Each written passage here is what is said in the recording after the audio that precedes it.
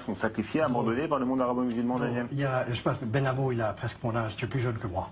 Mais il y a 30 ans, il y a 40 ans, il y a 20 ans, quand on parlait de la réunion de la Ligue arabe ou des pays musulmans, pendant une semaine, il y avait une tension en Israël. Que vont dire les Arabes? Et ça faisait peur aux Israéliens parce que qu'on mettait 60 pays ensemble, musulmans, c'est une menace existentielle. Aujourd'hui, c'est la rigolade.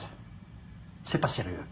C'est pas sérieux, les Palestiniens les intéressent, parce que c'est un intérêt du monde arabe, mais avec des dizaines de pays arabes, Israël est en relation secrète.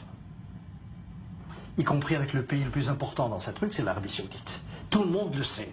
Les Saoudiens viennent, les Israéliens vont là-bas, le Koweït, le Qatar, le Bahreïn, c'est-à-dire que alors, ça a changé. L'Égypte, premier pays arabe, le plus fort, ils sont là-bas, c'est-à-dire que l'Égypte et Israël travaillent ensemble. C'est-à-dire que ce n'est plus le cas. Il y a 30 ans, la Ligue arabe, je me rappelle, on ne dormait pas la nuit. Qu'est-ce qu'ils vont dire?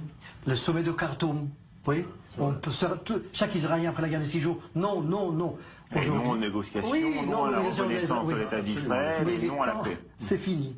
Israël a des relations. J'ai participé à un de ces trucs, j'étais envoyé par des Israéliens, et j'étais choqué de la façon dont j'ai été reçu en tant que représentant israélien dans un sommet arabe. C'était pas la même, il y avait une certaine amitié, parce que les intérêts d'Israël dans la région ont changé, se sont développés, sont extrêmement forts. Ça veut dire que ce sommet, c'est pour sauver la face des Palestiniens et des Arabes, pour ne pas dire qu'on les laisse. Mais sur le fond, sur le but, on ne s'attend à rien. Rien ne va se passer. Ils vont passer 24 heures ensemble, ils vont boire, ils vont manger, ils vont s'embrasser. Après, ils vont se disputer encore. Et pour vous dire qu'Israël n'est pas inquiet de ce...